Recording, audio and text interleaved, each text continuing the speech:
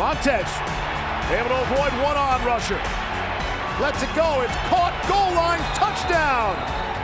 It's Brady Russell from Steven Montez. And the Buffs score first.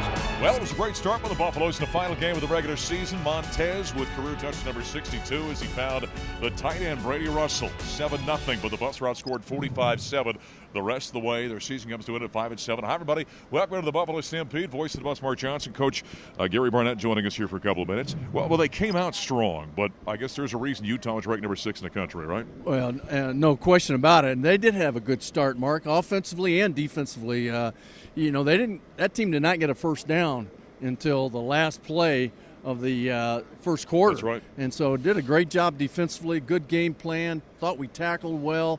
Up front, we controlled the line of scrimmage for a while, and then offensively we did what we had to do. And so it looked like we were going to bring a very businesslike, play-by-play disciplined approach to this football game. But then what happened to the Colorado Buffaloes over those last 3 quarters of this game, they started having the self-inflicted wounds, an untimely penalty, a muff punt, those kind of plays that just kill you when you're playing against a top-level team. Well, and the first muff punt was we survived that, and we thought, okay, if this is the worst thing we do, we're going to be okay.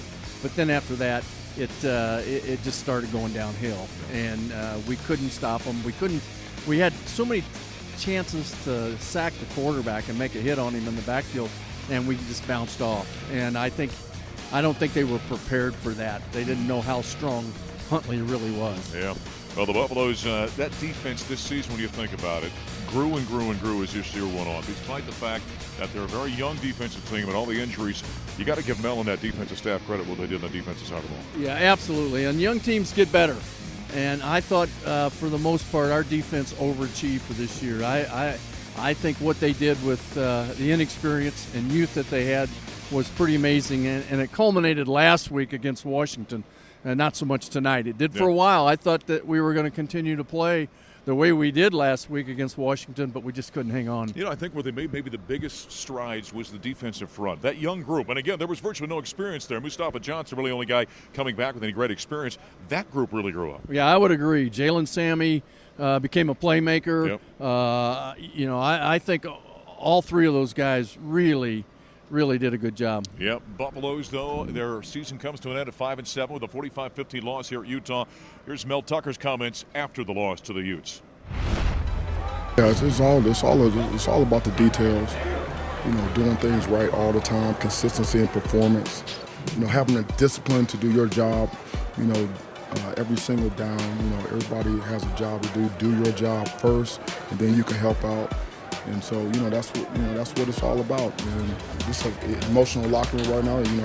My hat goes off to our seniors who fought. They fought, and it's a really tough time here. And I appreciate everything that they've done. We're gonna get this thing done here. This is just a start for us. It's painful. Sometimes you gotta feel that pain. It's gonna take this pain. We're gonna roll it into our off season, and we're gonna go to work. We're not really gonna take time off. We're gonna hit the ground running. We're just in this thing for the long haul, man. Like every day, day in and day out, finding a way to get the job done. Tomorrow morning on the road, we're gonna go recruiting. We're gonna add some players to our football team, and the guys that we got coming back, we're gonna get them in the weight room. We're gonna get them big, fast, and strong, and we're gonna get ready for spring ball. We're gonna get ready to go. Well, that's the head coach in year number 1 as it comes to an end, 45-15 to the Utes of Utah. Utah, by the way, now moving on to the Pac-12 title game, and if they can get a win over Oregon, they're looking at a shot at getting into college football playoffs. Is this Utah team of that caliber? I don't know, Mark. I think coming into our game, I thought they would be because of their numbers.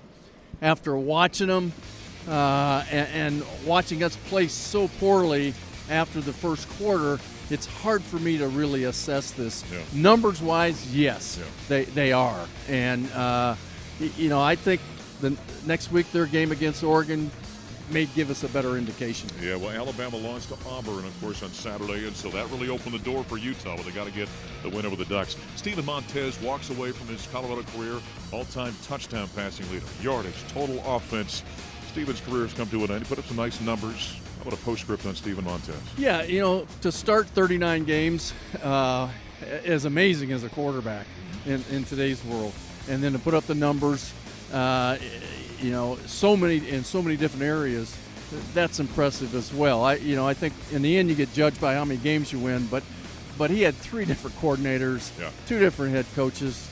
That's so hard. Yeah, certainly. All right, well, it's fun to hear. I enjoy it. You and I always called a win in the booth, didn't we? I thought we won. That's the coach, Gary Barnett. Coming up next here at the Stampede, our sound reporter, Susie Campbell. Jeff Campbell's going to join us. And there's the throw. Daniel Arias, 27 yards for the Colorado touchdown. And they're really excited. Mel Tucker is about Daniel Arias. He's a true sophomore. That was the first touchdown, by the way, surrendered by Utah in the second half of the ballgame, and a heck of a catch by Daniel Arias back here in the Buffalo Stampede, along with Jeff Soup Campbell, voice of the Buffs, Mark Johnson. Well, it's not the way you want to end. This Mel Tucker's first season comes to an end at 5-7. Well, let's get your thoughts about this ballgame. It's not the way you want to end. I thought in the first half they established themselves as a good football team. We made a couple of mistakes, 3 mistakes, put points on the board for them. And then in the second half, we just fell apart. And I just think that's the youth of this team. They've got the right guy. Yeah. Mel Tucker's absolutely positively the right guy to run this team. They're just going to have to mature as a team, and we'll be a little bit better. See, I guess to back up what you're saying is this year wore on. Again, in the middle of the season, you had that 5-game losing streak. But Mel didn't lose that team, and that defense in particular kept getting better, and this team kept fighting for him. I think, and you've been in many locker rooms, that means this team has bought into him and they believe in him, doesn't it? I completely agree with you. I mean, here's the thing. This year, I'm not looking for wins. You're looking for improvement. Yeah. You're looking for week-to-week improvement, just like you said. I mean, this is a building block. This isn't where we're going to go out and try to get in the top 10. In the next couple of years, he'll get some of the guys in here that are his guys, and I think that they'll be in that top 10 range. Laviska Shenault, there's a good chance we saw the last of Laviska Shenault. I've talked a lot about him. He's a dynamic talent. I know you want to see him improve between the ears as a receiver. But if this is the last time we see him, give us a thought or two about him. Well, I think if he decides to go to the league, he's going to be, he's so amazingly athletic. He can be so dynamic even in the NFL. If he goes to a team that's willing to be patient with him, they're willing to teach him to be a pro, because there's a big difference mentally from being a college player and being a pro player, I think he'll do amazing. Yeah, the Buffaloes will fall 45-15 as they wrap up their season with a 5-7 record. After the ball game, another one of the seniors for the Buffaloes, Davion Taylor. Our Jeff Campbell caught up with him. We probably let go of the rope a little bit. We wouldn't come in as hard as we did, and then it was calling out a lot of our blitzes we were trying to do and everything. So a lot of things wasn't working like we thought it was going to work, and it was kind of like a shock to us. And we still battled to the end of the game, and that's the more important thing. Oh yeah, we were just trying to out-physical him. We were trying to stop the run game, and I feel like we did that for the majority of the game. It was just 2 passes, got 2 big plays. They caused a touchdown. I feel like we did good against the guard. I feel like we played good. In the run game, I feel like we played a solid game overall as a defense. That's Super Davion Taylor, who really, as a junior college guy in his second season, he might have improved as much as anybody on the team. He's going to have a shot at the next level because he's so athletic. Oh, I totally agree with you. He has great range. He can play that will linebacker, that weak side linebacker. I think that he might be able to play, a little bit different, maybe in the middle, depending on what team he goes to. Yeah. But he's got phenomenal speed sideline to sideline. So we're talking about Laviska there a moment ago. How about the rest of this receiving core that's coming back? A lot of young guys, a lot of talented guys. Who catches your eye out there? Well, I think, Stanley obviously catches my eye. He's a guy that's got, he's got a great pedigree. Walter was a great player. Oh, yes, Walter will continue to work with him. He'll work with him on the little things he needs to improve on, like catching punts in critical situations. But, he'll get better at that. He's a great player. Yeah, nobody was more upset about, muff punts and returns that should have been fair caught more than the return guy here, Jeff Campbell. How about a big body like Daniel Arias? You saw that highlight just a moment ago, that one-handed catch he had. There's a big body out there that's got an opportunity, doesn't it? Absolutely. You take a look at them. If they can grow together, if they're willing to stick around, go to summer school, get with the quarterback, start to really develop, I think that group can be as good as any group we've ever had here. Yeah. Now for Mel Tucker, though, it's getting on the road. And the latest thing, Gary Barnett always says, every football team's got a 364-day life, right? This one ended here tonight in Salt Lake City. 2020 begins already tomorrow, doesn't it? Absolutely. As soon as that clock goes past 12 o'clock, season's over. Yeah. They're going to start planning for next year. They're going to start working for next year. He'll start putting more of Mel into this team, and I think that's going to be a great thing. The thing about this, that we talk about all the optimistic kind of feelings around what Mel has done, the culture he's changed, the fan base without question was ignited this year. I know you as an alum, you guys are kind of excited about it. So even though it's 5-7, this thing moving forward, everyone's got a very positive feeling about it. Absolutely. From a player's standpoint, you don't want to finish 5-7. From a coach's standpoint, you really don't want to see 5-7. But what you want to see is, like we talked about, it's improvement, and they improved substantially from game 1 to this game. Yeah, they certainly did. Do you like what they did offensively this year? I know the numbers weren't great, and they're going to have to find a new quarterback now next year. I do. I do like I like the scheme. I like the way that they're mixing it. I like the fact that they started running the ball more in the second half of the season. So that's good. All right, well, that's Jeff Soup Campbell. Buffs fall 45-15 in their final game of 2019, and with a 5-7 record, and there'll be no bowl game for the Buffaloes this year. That'll wrap up Talking Football. Coming up next, the 21st rated Buffaloes undefeated. Over the weekend, they knocked off a pretty darn good Sacramento State team back in Boulder. We'll talk basketball next. Batty gets it deep, finds Bay with a jam. We talked about, and then look what he does. Pursues that ball. That's the way he gets 3 points. And their 14-3 run. McKinley Wright steals it from Mack. And Wright will take it in for the jam. Extra pass to the corner. Got it! Big tap 3 for Deshaun Schwartz. And it's the Buffs by 2. Great ball movement right there by Colorado. Well, there's some highlights from the Buffs trip to Las Vegas, where they come home with the title after the MGM Resorts main event. Back in the Stampede, voice of the Buffs, Mark Johnson, head coach Tad Boyle for the Buffaloes, undefeated. By the way, earlier today, jumped up number 20 in the AP poll. So not a bad trip to Las Vegas. I know you weren't happy with the first half of the first game, but the last 3 halves, I think you feel pretty good about. We were pretty good. Yeah, game and a half. Yeah. Pretty good. But I've never come home with a championship belt before. We've had a lot. We had a lot of trophies, but never a championship belt. So our players were kind of fired up about that. But no, we beat a scrappy Wyoming team, which obviously they like nothing more than beating the Buffaloes, and so we got their best shot. And we beat a really quality Clemson team. Not going to probably win the ACC, but a team that really executes offensively. They changed up their defenses and tried to keep us off balance. Our guys did a pretty good job of adjusting to that, and a really quality win and a hard-fought win. 2 minutes to go, it was anybody's game, and our guys made plays at the end, and that's what good teams do with good players. Players make plays at the end of the game.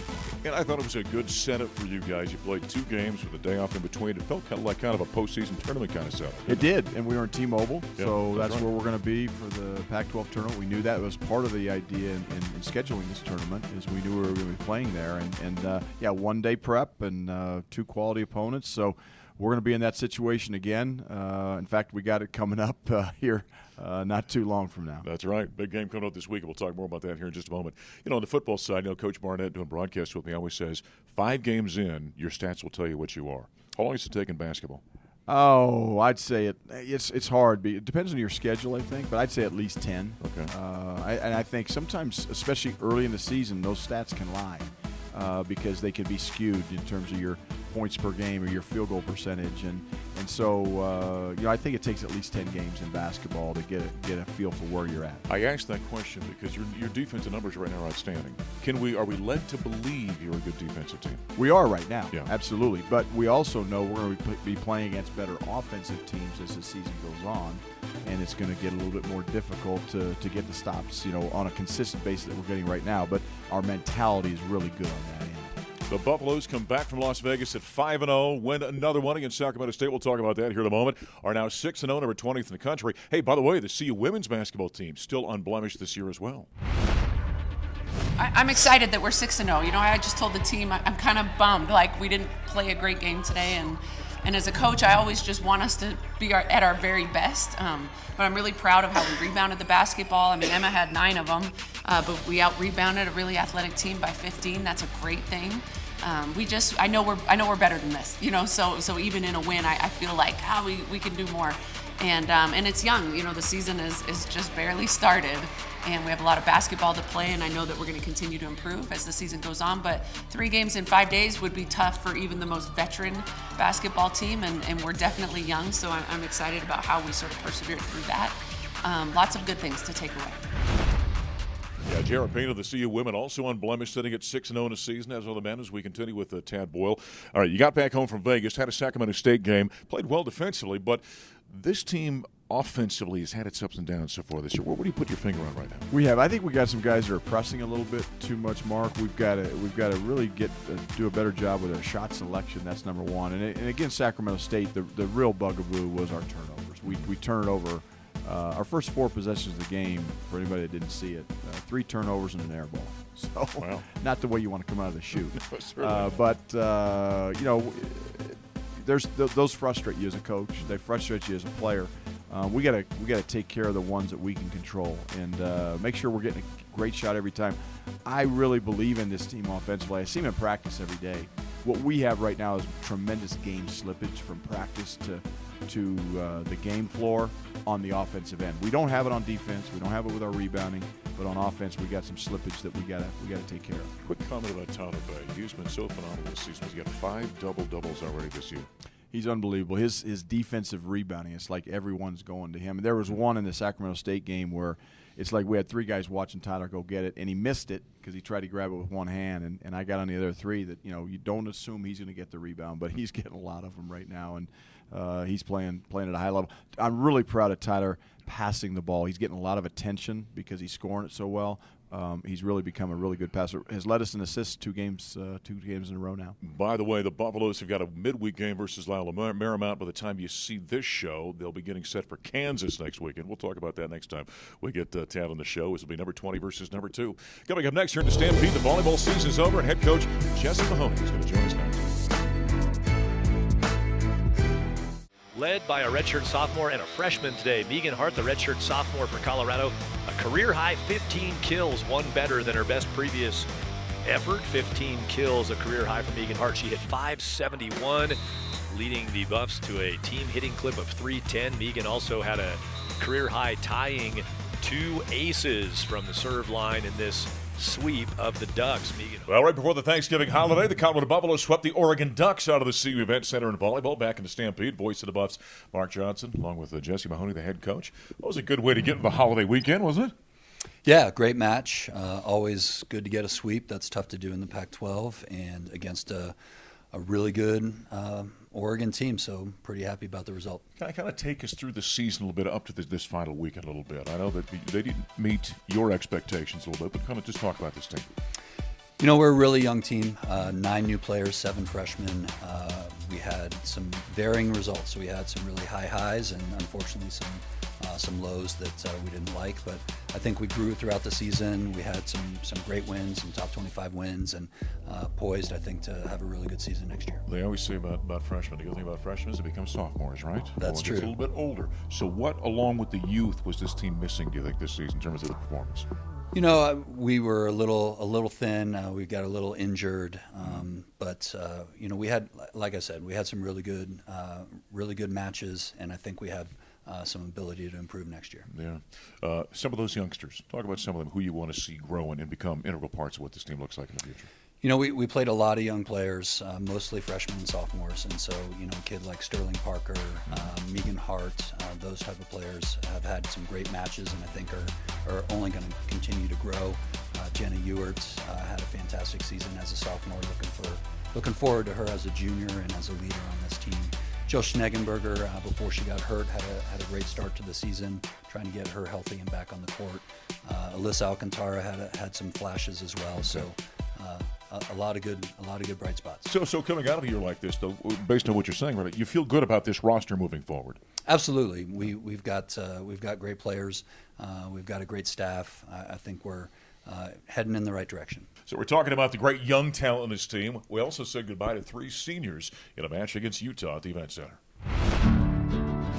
I've been really proud of what she's accomplished in her time here, and to see her develop from her freshman year to where she is now is certainly going to be a proud moment. We always said she'd be a forever freshman, but I think she's really blossoming into a leader, and it's a cool thing to see. You have like really interesting conversations with her. She's very intelligent, so it's just like you always like come up with something new to talk about, and she's just so nice. She's so sweet, and she's very bubbly and energetic, and that's what I'm going to miss most about her is you can go to her and talk about anything. She's super happy and bubbly off the court, very personable.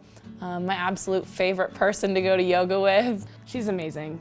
I can always count on her to cover me if I hit into the block or help me out in passing, and she's just always really encouraging. I think she is a lot better than what she credits herself for, and she has also gotten a lot better. and I think she's just a great teammate as well. Every day at practice, she's so positive and has so much enthusiasm, and that's just something I'm going to miss a lot. Well, it's always an emotional on a senior day as the Buffs lost 3-0 to Utah that one, but said goodbye to 3 seniors as we continue here with Jessie Mahoney. Give us a comment about each one of your seniors that you say goodbye to. Yeah, I mean, 3 great kids. You know, I started here 4 years ago. I was a freshman along with them, so to get an opportunity to watch them grow over 4 years is pretty special. Justine Spann, probably the most dynamic player we've had in this program the last several years. You know, she can pass, hit, defend. She's really done it all in her career. Led us in kills this year. Lily Clemmer, who's really hasn't had a ton of time on the floor, but when she had, she did some really good things, and is kind of behind the scenes leader and helped some of our younger players develop. And then Rachel Whipple, really proud of her progression from a freshman, you know, barely seeing time to a senior, and owning that libero position, and finished second in the Pac-12 in digs per set. So really fun to watch those kids grow, and we're definitely going to miss their contributions. And there is something different about the fact you said that they were your first class that you recruited here. Yeah, absolutely. You know, like I said, we came along this journey together, and you know, they've grown as people. This program has grown. They've been a huge part of the culture change in this program in the last 4 years, and we're definitely going to miss them. When a season comes to an end, no matter what the sport, I mean, in the college level, what coaches do, they jump back in recruiting trail. Take us to the offseason now. Well, what's next for you? We recruit. We get back on the road, and then we develop our young players. You know, in the fall, sometimes it's hard to develop how you want, because we're always preparing for the next match. So in the spring, we get a lot of time to work on individual things and really fine tune what we need to do and how we can get better with each position. So we'll be right back in the saddle come January. Well, I was going to say, with your competitiveness, they can't wait to get back on the court. Jess, we appreciate the time. Thank you. All right, volleyball coach Jessie Mahoney, as their season comes to an end, saying goodbye to those 3 seniors. That also puts a wrap on this week's Buffalo Stampede. I'm Boyle, the Buffs, Mark Johnson. We'll talk to you next time.